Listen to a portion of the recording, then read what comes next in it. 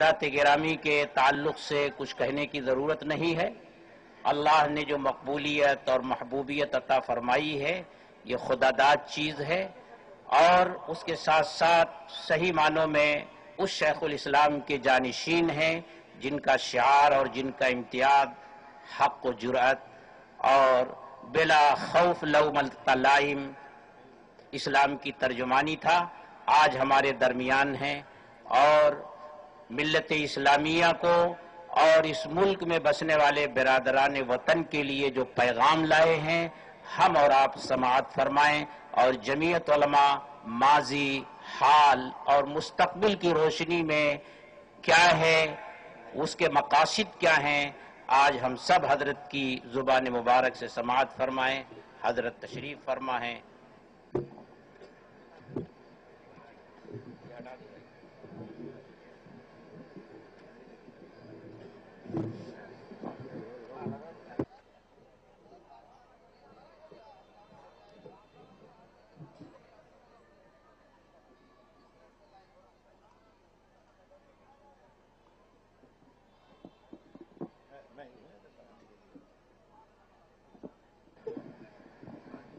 الله نحمده ونستعينه ونستغفره ونؤمن به ونتوكل عليه ونعوذ بالله من شرور أنفسنا ومن سيئات أعمالنا من يهده الله فلا مضل له ومن يضلله فلا هادي له ونشهد أن لا إله إلا الله وحده لا شريك له ونشهد أن سيدنا ومولانا محمدا عبده ورسوله أما بعد۔ صدر محترم، علماء کرام، معزز حاضرین جلسہ اور معزز فرقہ پرستی کی مخالفت کرنے والے ارباب سیاست،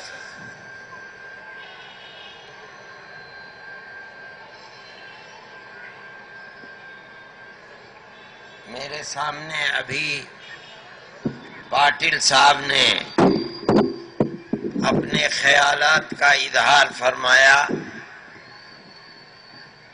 اور فرقہ پرستی جو اس ملک کے اندر ناسور لگی ہوئی ہے، یوں سمجھیے کہ کینسر ہے جو ملک کی ایکتا کو، مساوات کو کھا رہا ہے، اس کے خلاف اپنے خیالات کا اظہار کیا۔ حقیقت یہی ہے جو وہ کہتے ہیں کہ اسلام اس ملک کے اندر مساوات کو پیش کرنے کا مذہب ہے، اور ہمیشہ سے اسلام نے مساوات ہی کو پیش کیا ہے۔ پاٹل صاحب نے یہ فرمایا ہے کہ اسلام کے مساوات کے سبق کو دیکھ کر ملک کے پسماندہ لوگوں نے اسلام کو قبول کیا۔ میں پاٹل صاحب کو یہ بتانا چاہتا ہوں کہ ملک کے پسماندہ لوگوں ہی نے اسلام کو قبول نہیں کیا ہے، اسلام تو اس ملک کے ہر طبقے کے اندر پایا جاتا ہے۔ یہ ملک برادریوں میں بٹا ہوا ہے، کوئی برادری ملک کی ایسی نہیں ملے گی جس برادری نے اسلام کو قبول نہ کیا ہو۔ ٹھاکر ہندو بھی ہے، مسلمان بھی ہے، راجپوت ہندو بھی ہے، مسلمان بھی ہے،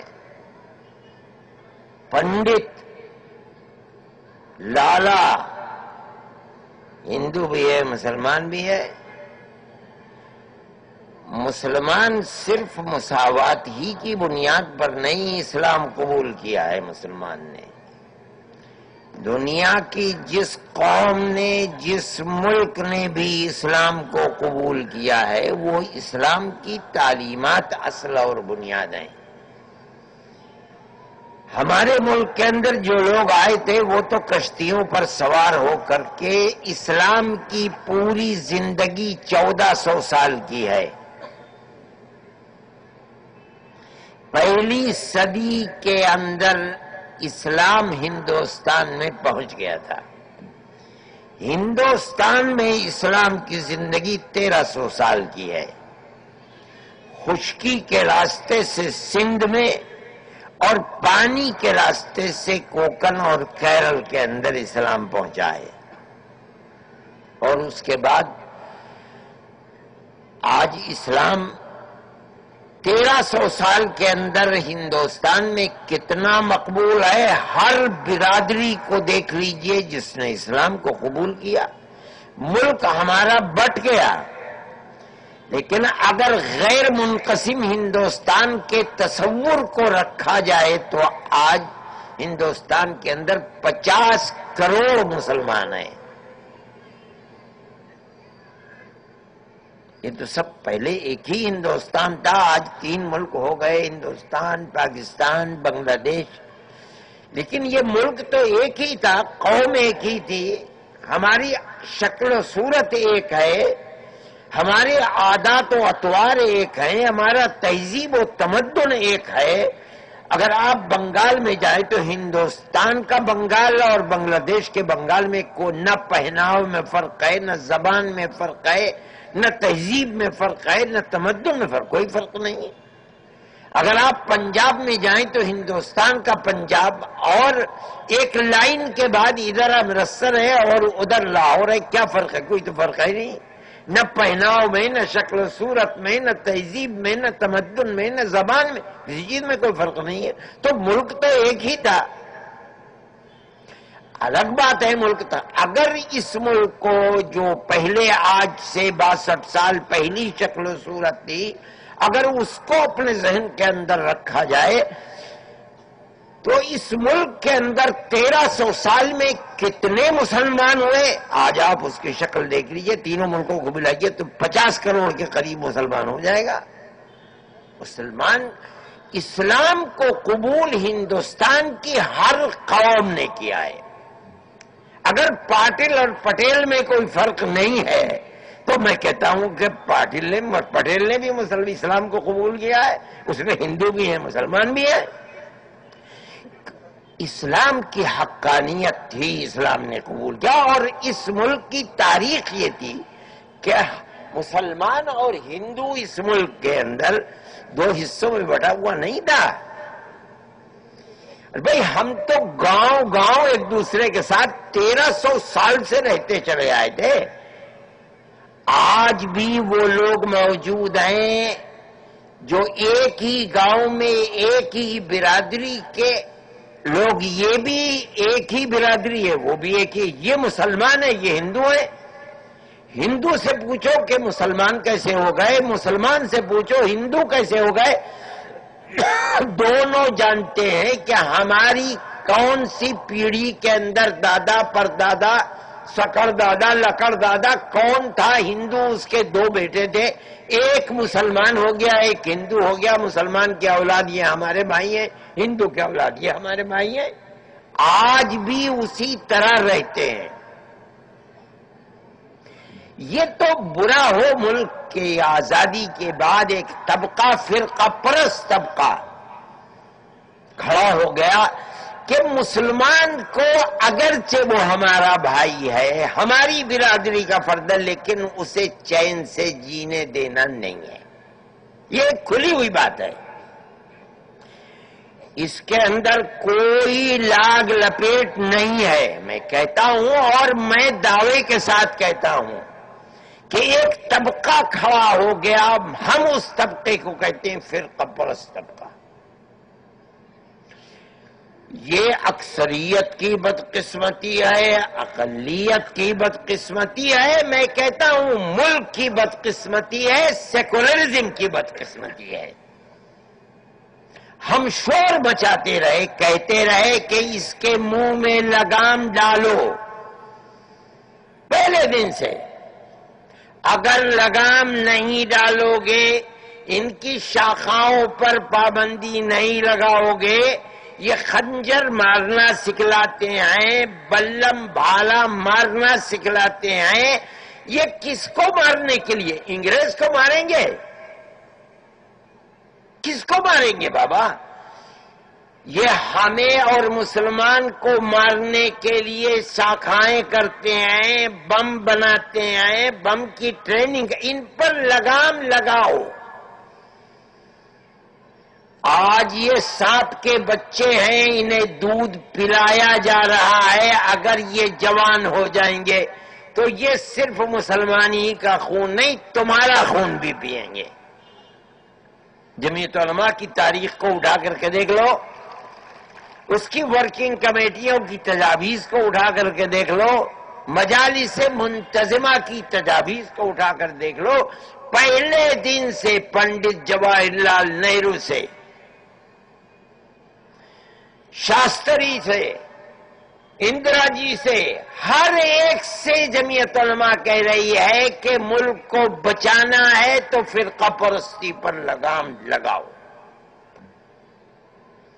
لیکن یہ ملک کی بدقسمتی، میں تو کہتا ہوں ملک کی بدقسمتی ہے کہ لگام لگانے کے بجائے ان کو چھوٹ دیتی رہے۔ ہم کیسے لگام لگائیں؟ ملک سیکولر ملک ہے، یہاں کسی کو روکا نہیں جا سکتا۔ یہ عجیب و غریب منطق تھی، ہماری سمجھ میں نہیں آتی۔ سیکولرزم کے یہ معنی نہیں ہے کہ ملک کی جڑ کو ایک طبقہ کھود رہا ہے، سیکولرزم کو آگ لگا رہا ہے، دلوں کو بانٹ رہا ہے، اور سیکولر ملک ہے اس لیے کسی کے اوپر تنقید نہیں کی جا سکتی، کسی کے اوپر لگام نہیں کسی جا سکتی۔ عقل میں نہ آنے والی چیز ہے۔ ارے بابا، سیکولرزم کا دعویٰ کرتے ہو، یہ لوگ سیکولرزم کے دشمن ہیں۔